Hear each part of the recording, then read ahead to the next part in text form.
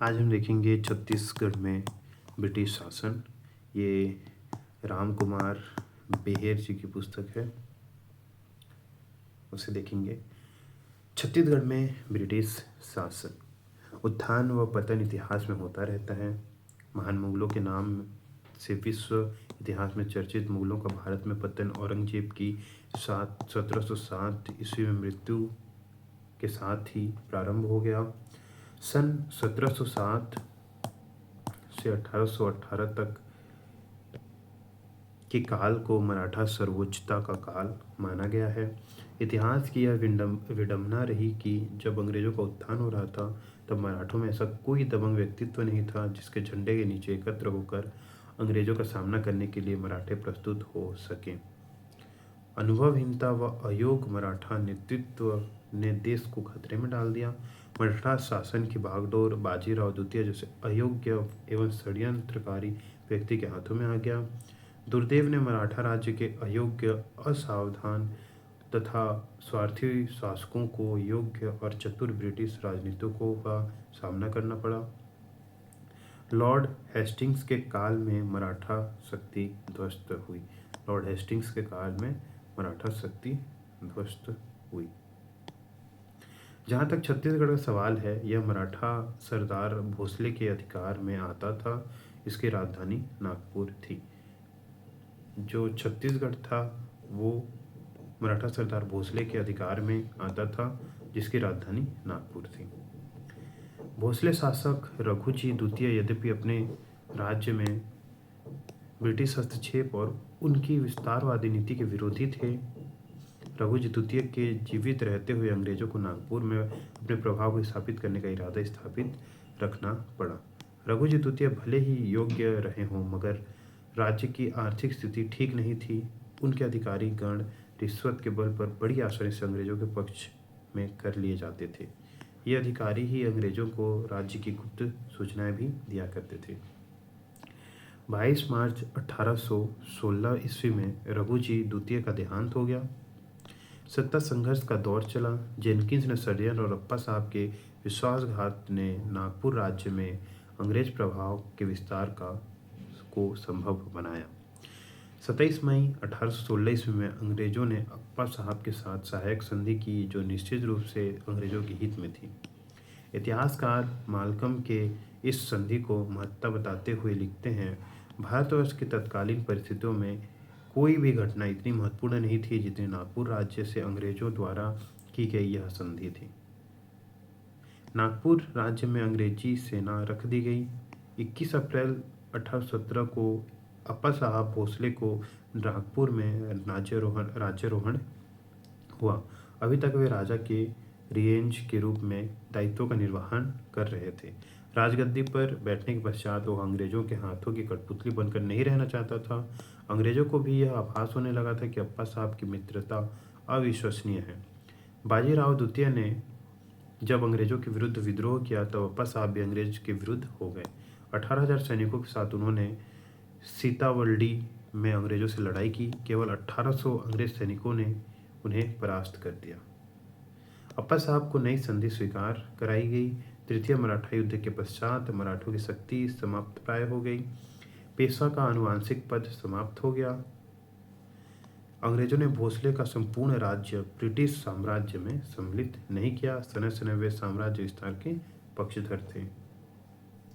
अंग्रेजों ने नागपुर के शासक रघुजी तृतीय के वयस्क होते तक नागपुर राज्य का शासन भार अपने हाथों में रखा। इस नई व्यवस्था के फलस्वरूप छत्तीसगढ़ का शासन भी ब्रिटिश नियंत्रण में चला गया। मिस्टर एडमंड नामक अंग्रेज को छत्तीसगढ़ का प्रशासक नियुक्त किया। एडमंड नामक अंग्रेज को छत्तीसगढ़ का प्रशासक नियुक्त किया गया। नागपुर के भोसले के प्रदेश को शासन के लिए 5 सूबों जिलों में बांटा गया। छत्तीसगढ़ एक सूबा बनाया गया। अधीक्षक उसका प्रमुख था। ब्रिटिश रेजिडेंट के नियंत्रण निर्देशन में इसे काम करना था। सन 1818 से 1830 तक छत्तीसगढ़ पर भोसला शासन था, मगर वास्तव में अंग्रेज रेजिडेंट को ही पूर्ण अधिकार प्राप्त थे। कैप्टन एडमंड छत्तीसगढ़ के प्रथम ब्रिटिश गवर्नर थे। कैप्टन एडमंड जो थे वो छत्तीसगढ़ के प्रथम ब्रिटिश गवर्नर थे। कुछ कुछ माह ही उनका शासनकाल रहा। छत्तीसगढ़ में शांति व व्यवस्था स्थापित करना उनका मुख्य कार्य था। डोंगरगढ़ के जमींदार के विद्रोह का एकमात्र संपूर्ण महत्वपूर्ण कार्य था। एडमंड ने उसे नियंत्रण में लाया। इस विद्रोह के दमन के कुछ दिन पश्चात ही एडमंड की मृत्यु हो गई। ब्रिटिश अधीक्षक मिस्टर एगेन्यू 1818 से 1825 ईस्वी तक एगेन्यू छत्तीसगढ़ के अधीक्षक रहे। 1818 से 1825 तक मिस्टर एगेन्यू छत्तीसगढ़ के अधीक्षक रहे। गवर्नर लॉर्ड हेस्टिंग उनसे बहुत प्रभावित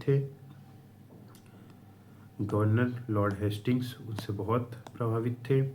योग्य व अनुभवी व्यक्ति का शासन छत्तीसगढ़ को प्राप्त हुआ। छत्तीसगढ़ के प्रशासन को भ्रष्टाचार से मुक्त करना था। स्थानीय लोगों को मासिक वेतन पर नियुक्त करने की छूट उन्हें दी गई।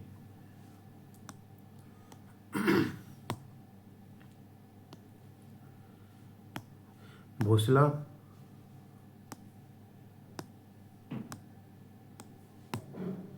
बिम्बाजी भोसले के समय रतनपुर राजधानी थी। बिम्बाजी भोसले के समय कौन सी राजधानी थी? रतनपुर राजधानी थी। बिम्बाजी की मृत्यु के पश्चात रतनपुर गौरव लुप्त होने लगा। छत्तीसगढ़ केंद्र में होने के कारण रायपुर को उपयुक्त राजधानी माना गया। यह महत्वपूर्ण अविवेकपूर्ण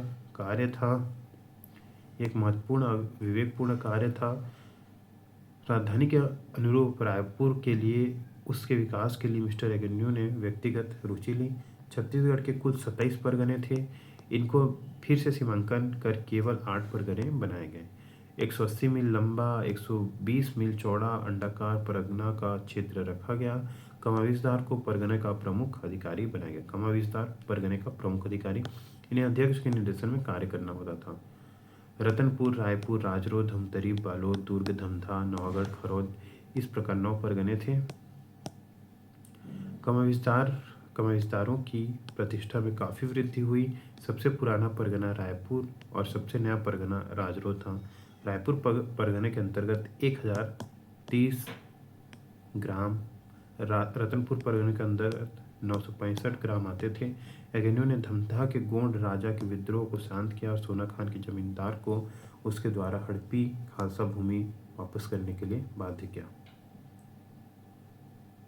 सैनिक सुधार के अंतर्गत एगेन्यू ने छत्तीसगढ़ के लिए 3000 घोड़े निर्धारित किए। अनियमित सेना का भी गठन किया गया। सन 1818 में ब्रिटिश रेजिडेंट जेनकिंस ने छत्तीसगढ़ की यात्रा की। 1818 में ब्रिटिश रेजिडेंट जेनकिन ने छत्तीसगढ़ की यात्रा की। उनकी रिपोर्ट के अनुसार यह राजस्व 4,16,005 रुपये था, जिसमें जमींदारों को से प्राप्त 22,526 रुपये सम्मिलित थे। मिस्टर जेनकिंस ने इस बात पर संतोष व्यक्त किया कि छत्तीसगढ़ सूबे पर ब्रिटिश नियंत्रण स्थापित होने का जनता ने स्वागत ही किया। शांति व्यवस्था के पक्षधर थे। जेनकिंस ने पुराने मराठा शासनकाल के अधिकारियों को पेंशन देकर खुश करने का प्रयास किया। महारसिया नामक व्यक्ति नवागढ़ जमींदार के शासक परिवार का था। मराठों ने उसे 300 रुपये मासिक भत्ता दिया था। मराठों का विरोध करने के कारण यह पेंशन भत्ता बंद कर दी गई। नवागढ़ के जमींदार से 3000 रुपये प्रति वर्ष राजस्व वसूला जाता था। महारसिया अपने पुराने पद पर प्रतिष्ठा को पाना चाहता था। नवागढ़ में उसने जब अशांति मचाई तो एगेन्यू ने उसे गिरफ्तार कर जेल में डाल दिया। अंग्रेजों ने उससे जमानत मांगी कि वह पहले की भांति शासन के खिलाफ कोई कार्यवाही नहीं करेगा। यह जमानत मिलने पर उसे छोड़ दिया गया। 500 रुपये का मासिक भत्ता उसे स्वीकार किया गया। महारसिया इसके बाद शांति से रहा। किसी प्रकार के विद्रोहात्मक कार्यवाही की सूचना नहीं मिलती। सावंत भारती का मामला। अपनी विरोधी प्रवृत्ति और अराजकता फैलाने के कारण सावंत भारती छत्तीसगढ़ में चर्चित रहा। मिस्टर एगेन्यू ने उसे शांति व व्यवस्था के खतरे मानते थे। उसे गिरफ्तार किया गया और मुकदमा चलाया गया। मृत्युदंड उसे सुनाया गया। अनुनय विनय के पश्चात मृत्युदंड को आजीवन कारावास के रूप में बदला गया। मिस्टर एगेन्यू और बस्तर का जमींदार। एगेन्यू ने धमतरी के पास राजूर नामक स्थान पर बस्तर के तत्कालीन राजा जमींदार महिपाल देव से भेंट की। बस्तर राजा ने कोटपाड़ परगना पुनः प्राप्त करने का प्रयास किया। एगेन्यू के माध्यम से किया। एगेन्यू ने गवर्नर जनरल की व्यवस्था आते तक कोटपाड़ मामले में आक्रमण कार्यवाही बस्तर राजा न करे यह स्पष्ट चेतावनी दी। राजा ने एगन्यू को हाथी भेंट कर मित्रता प्रदर्शित की। परलकोट जमींदार का विरोध। बस्तर राजा के अधीन परलकोट का जमींदार था। वह भूमिया राजा भी कहलाता था। उसका अस्तित्व बस्तर के काकतीय राज्य प्रारंभ होने से पूर्व का था। वह आदिवासी गौड़ समाज का था। तत्कालिक राजा गेंद सिंह था। 1824 में से पूर्व उसने अपनी जनता के साथ अंग्रेजी राज का विरोध किया। घने जंगलों में जा छिपने के कारण उसे गिरफ्तार करने में परेशानी हो रही थी। मिस्टर एगेन्यू ने सीमावर्ती चांदा के सैनिक सहायता प्राप्त कर विरोधियों का दमन किया। जमींदार गैन सिंह पकड़ा गया। उसे भले ही उसके ही महल में खुले आम फांसी पर लटका दिया गया। गैन सिंह की शहादत गोड़ों में चर्चित वर्णित है। 1818 से 1825 ईस्वी तक छत्तीसगढ़ के अधीक्षक के पद पर कार्य करने के पश्चात मिस्टर एगेन्यू ने त्याग पत्र दे दिया। 1818 से 1825 नई व्यवस्था को छत्तीसगढ़ में स्थापित करने व अनेक सुधार कार्य करने के कारण अंग्रेज अधीक्षकों में एगेन्यू की चर्चा आदर व सम्मान के साथ की जाती है। उनकी कार्य कुशलता, योग्यता और ब्रिटिश राज के लिए उनकी उपयोगिता बहुत समय तक अंग्रेजों द्वारा याद की जाएगी। Captain Hunter. एगेन्यू के पश्चात अधीक्षक पद पर कैप्टन हंटर की नियुक्ति हुई। वे कुछ माह तक अधीक्षक पद पर छत्तीसगढ़ में रहे। छत्तीसगढ़ के लिए वे कुछ कर पाने में समर्थ नहीं हो पाए। उनके शासनकाल का वृत्तांत प्राप्त नहीं होता। मिस्टर स्टैंडिस। 1825 से 1828 तक छत्तीसगढ़ के अधीक्षक पद पर सैन्य अधिकारी मिस्टर स्टैंडिस नियुक्त हुए। पूर्व अधीक्षक एगेन्यू की तुलना में वे अधिक अधिकार संपन्न थे। सैनिक व असैनिक दोनों प्रकार के अधिकार उन्हें सौंप दिए गए थे। अंग्रेजी शक्ति के प्रतिनिधि के रूप में उन्हें शान शौकत से रहना था, इसलिए वेतन व भत्ते भी बढ़ा दिए गए थे। सेंडिस ने हिंदू और मुस्लिम कैलेंडरों के स्थान पर अंग्रेजी कैलेंडर जारी किए। 1 जनवरी से वर्ष प्रारंभ होना माना जाने लगा। अंग्रेजी भाषा को राजकाज की भाषा बनाया गया।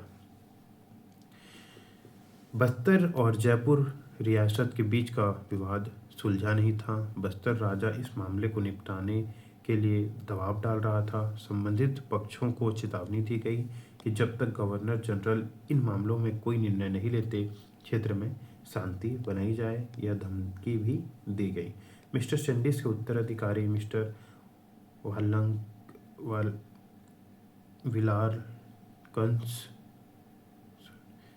विरलाकंसन और मिस्टर क्राफर्ड 28 से 30 ईस्वी के मध्य अधीक्षक पद पर सुशोभित हुए। 27 दिसंबर 1829 को रघुजी तृतीय और अंग्रेजों के मध्य हुए समझौते के अनुसार छत्तीसगढ़ का शासनभार भोसला राजा द्वारा नियुक्त कृष्णरावप्पा को सौंप दिया गया। 21 सत्ता का हस्तांतरण शांतिमय ढंग से 6 जून 1830 को किया गया।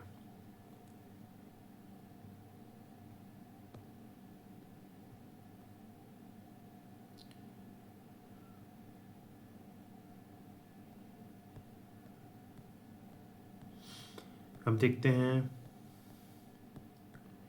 छत्तीसगढ़ में पुनः भोसला शासन। रघुजी तृतीय के वयस्क होने तक छत्तीसगढ़ एवं अन्य भोसला क्षेत्र के एजेंट के रूप में ब्रिटिश शासन रहा। 13 दिसंबर 1829 की संधि के द्वारा भोसला को छत्तीसगढ़ का शासन शर्तों के अधीन भोसला को सौंप दिया गया। जून 1830 को यह व्यवस्था मूर्त रूप लेती है। अधीक्षक ने प्रशासनिक मामलों में हस्तक्षेप करना छोड़ दिया। मराठा अधिकारी जिलेदार कहलाया। प्रथम जिलेदार के रूप में कृष्णरावप्पा नियुक्त किए गए। हिसाब किताब के मामले में अच्छा जानकार था, मगर राजस्व के मामले में जानकारी कम थी। शांत स्वभाव के व्यक्ति थे। कृष्णराव के पश्चात क्रमशः अमृत राव, सदरुद्दीन, दुर्गा प्रसाद, इट्टूक राव, सखाराम बापू, गोविंद राव, गोपाल राव जिलेदार के रूप में नियुक्त किए गए। रायपुर को ही जिलेदार का मुख्यालय बनाया रखा गया। जनता को जिलेदार के विरुद्ध ब्रिटिश रेजिडेंट को शिकायत का अधिकार था। इस व्यवस्था ने छत्तीसगढ़ को मराठा भाराशाही से बचाने में सहायता पहुंचाई। नागपुर स्थित ब्रिटिश रेजिडेंट अभी भी ताकतवर व्यक्ति था।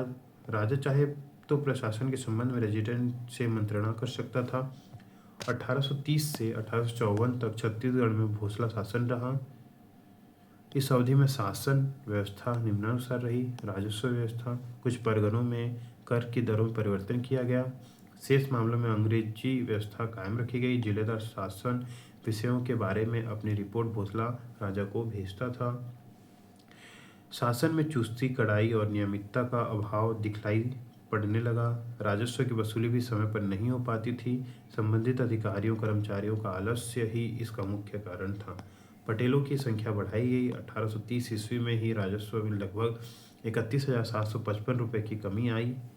राज्य में नागपुरी सिक्के चल रहे थे। रेजिडेंट सिक्कों में एकरूपता लाने का सुझाव दे रहे थे। ये 8 प्रकार के सिक्के प्रचलन में थे। न्याय व्यवस्था, अंग्रेजी न्याय व्यवस्था को बनाए रखा गया। कड़ाई के स्थान पर ढीलापन यहाँ भी दिखाई देने लगा। न्याय के प्रति अधिकारियों कर्मचारियों की उदासीनता की शिकायत रेजिडेंट से होती रही। न्याय महंगा व दीर्घकालिक हो गया। पुलिस व्यवस्था, अंग्रेजी काल में पुलिस व्यवस्था भी बनाई रखी गई। पुलिस की स्फूर्ति व कर्तव्यपरायणता में कमी आई। छत्तीसगढ़ सामान्य शांतिप्रिय क्षेत्र था। अपराधों की न्यूनता थी। छत्तीसगढ़ की पुलिस की सुस्ती की आपराधिक प्रवृत्ति के बढ़ने की आशंका थी। पुलिस की भ्रष्टता चिंताजनक थी। डाकुओं लुटेरों के गिरोह सक्रिय थे। मुल्तानी लोग इस संदर्भ में उल्लेखनीय हैं। अपनी लूट का चौथाई भाग ये स्थानीय जमींदारों को देते थे। सलावत उदाहुस्न प्यारे जमादार मुल्तानी नेता थे। रोहिल्ला के रूप में ग्रामीण जन इन्हें याद करते हैं। कैप्टन सलीमन के नेतृत्व में ब्रिटिश सरकार ने ठगों के दमन के लिए जो कार्यवाही की उसका लाभ छत्तीसगढ़ को भी मिला। हीरा नायक को सहसपुर के जमींदार ने पकड़ा और अंग्रेजों के हवाले कर दिया। नरबली प्रथा, छत्तीसगढ़ शासन को यह शिकायत मिली अंग्रेजी शासन को यह शिकायत मिली कि बस्तर के करौद जैसे जमींदारियों में नरबली देने की प्रथा है। इस अमानवीय कार्य प्रथा को बंद कराने के लिए अंग्रेज उद्यत हुए, मगर स्थानीय शासन का भरपूर सहयोग न मिलने के कारण सफल नहीं हुए। नागपुर राजा ने पूर्ण सहयोग का वचन दिया। बस्तर में एक पैदल सेना की टुकड़ी भेजी गई। जांच पड़ताल की गई। अंग्रेजी टुकड़ी को तैनाती में नरबली को रोकने में सहायता पहुंचाई। धमधा के गोंड राजा का विद्रोह, एक पुजारी के नेतृत्व में धमधा को गोंडों ने विद्रोह किया। रायपुर के जिलेदार ने त्वरित कार्रवाई करते हुए एक सैन्य टुकड़ी भेजी। गोंडों का उपद्रव फैलने से पहले ही शांत कर दिया गया। भोसला राजा की इस संदर्भ में अंग्रेजों ने सराहना की। रघुजी तृतीय के कार्यों का मूल्यांकन, रघुजी तृतीय को अंग्रेजों ने नवीन संधि के माध्यम से छत्तीसगढ़ का शासन सौंपा था। भोसला शासन धीमा मगर प्रगति कारक था। रघुजी जनता के बीच लोकप्रिय थे मगर अधिकारियों कर्मचारियों पर पकड़ नहीं थी। सुरा व सुंदरी के चक्कर में उन्हें राजकीय कार्यों से उपराम किया। आर्थिक व न्यायिक क्षेत्रों में इसका बुरा प्रभाव पड़ा। व्यक्तिगत जीवन में खर्चीले स्वभाव के कारण आर्थिक संकट का सामना करना पड़ा। ब्रिटिश रेजिडेंट ने भी राजा की शिकायत उच्च अधिकारियों से की। राजा की ऋणग्रस्तता के चलते 8 लाख रुपए वार्षिक टकोली अंग्रेजों को देने में देरी होने लगी। सेना का वेतन समय पर नहीं दिया जा सका। जनता अधिकारियों के भ्रष्ट शासन से परेशान रहती थी। अंग्रेजी काल की सुव्यवस्था उन्हें याद आती थी। भोसला राजा ने जब जमींदारों पर कर बढ़ाया तो अंग्रेजी शासन से शिकायत की। राजा के प्रति छत्तीसगढ़ के जनता में सम्मान के भाव थे। अंग्रेजी सरकार रघुजी तृतीय के कार्यों पर समीक्षात्मक दृष्टि रखी थी। नागपुर राज्य का समायोजन, 11 दिसंबर 1853 ईस्वी को रघुजी तृतीय का स्वर्गवास हो गया। नागपुर राज्य के उत्तराधिकारियों के संबंध में चर्चा जोरों पर थी। गवर्नर जनरल लॉर्ड डलहौजी हड़प नीति का अनुयायी था। मार्च 1854 ईस्वी को नागपुर का राज्य ब्रिटिश साम्राज्य में सम्मिलित कर लिया गया। मिस्टर मेंसल्स को कमिश्नर नियुक्त किया गया। नागपुर राज्य ब्रिटिश साम्राज्य का अंग बना। एक बलवान द्वारा कमजोर को बलपूर्वक अधीन करने का यह अशोभनीय कार्य था। लॉर्ड डलहौजी की हड़प नीति की अनेक कारणों से आलोचना हुई। अंग्रेजी साम्राज्य में सम्मिलित कर लिए जाने पर नागपुर के अंतर्गत आने वाले छत्तीसगढ़ व्यवस्था में भी परिवर्तन किया गया। जिलेदार गोपाल राव ने 1 फरवरी 1855 को ब्रिटिश प्रतिनिधि को शासन सौंप दिया। एक डिप्टी कमिश्नर की नियुक्ति छत्तीसगढ़ में की गई। चार्ल्स एलियट को छत्तीसगढ़ का पहला डिप्टी कमिश्नर होने का गौरव प्राप्त है। 1855 में छत्तीसगढ़ अंग्रेजी शासन में आया और 1947 तक आज़ादी मिलने तक अंग्रेजी शासन में रहा। छत्तीसगढ़ सूबा को एक जिला माना गया। फिर से देखते हैं। तो हम लोग पढ़ रहे हैं छत्तीसगढ़ में ब्रिटिश शासन। उत्थान व पतन इतिहास में होता रहता है। मुगल के नाम से विश्व इतिहास में चर्चित मुगलों का भारत में पतन औरंगजेब की 1707 में मृत्यु के साथ ही प्रारंभ हो गया था। 1707 से 1818 तक के काल को मराठा सर्वोच्चता का काल माना गया है। इतिहास की यह विडंबना रही कि जब अंग्रेजों का उत्थान हो रहा था तब मराठों में ऐसा कोई दबंग व्यक्ति तो नहीं था जिसके झंडे के नीचे एकत्र होकर अंग्रेजों का सामना करने के लिए मराठे प्रस्तुत हो सकें। अनुभवहीनता व अयोग्य मराठा नेतृत्व ने देश को खतरे में डाल दिया। मराठा शासन के बागडोर बाजीराव द्वितीय जैसे अयोग्य एवं षड्यंत्रकारी व्यक्ति के हाथ में आ गया। दुर्दैव से शासन मराठा स्वराज्य के अयोग्य सावधान लाड़ तथा स्वार्थी शासकों को योग्य और चतुर ब्रिटिश राजनीतियों का सामना करना पड़ा। लॉर्ड हेस्टिंग के काल में मराठा शक्ति ध्वस्त हुई। जहाँ तक छत्तीसगढ़ सवाल है, मराठा सरदार भोसले के अधिकार क्षेत्र में आता था। इसकी राजधानी नागपुर थी। भोसला शासक रघुजी द्वितीय यद्यपि अपने राज्य में ब्रिटिश हस्तक्षेप और उनकी विस्तारवादी नीति के विरुद्ध थे। मतलब क्या था कि छत्तीसगढ़ जो था इतिहास है उत्थान पतन का ही काल है। महान मुगल के नाम विश्व इतिहास चर्चित मुगलों का भारत में पतन हो गया। औरंगजेब के 1707 में मृत्यु के साथ ही ये प्रारंभ हो गया। जो मराठा सर्वोच्चता का काल है वो 1707 से 1818 तक का है, जब शिवाजी यहाँ के शासक थे। अंत में ऐसा हो गया कि बाजीराव द्वितीय जैसे अयोग्य षड्यंत्रकारी व्यक्ति के हाथों में सब कुछ आ गया। जिसको कोई अनुभव नहीं था वो अयोग्य मराठा नेतृत्व था और देश को उसने खतरे में डाल दिया। लॉर्ड हेस्टिंग के काल में मराठा शक्ति ध्वस्त हुई। जहाँ तक छत्तीसगढ़ सवाल है, मराठा सरदार भोसले के अधिकार क्षेत्र में आता था। हाँ।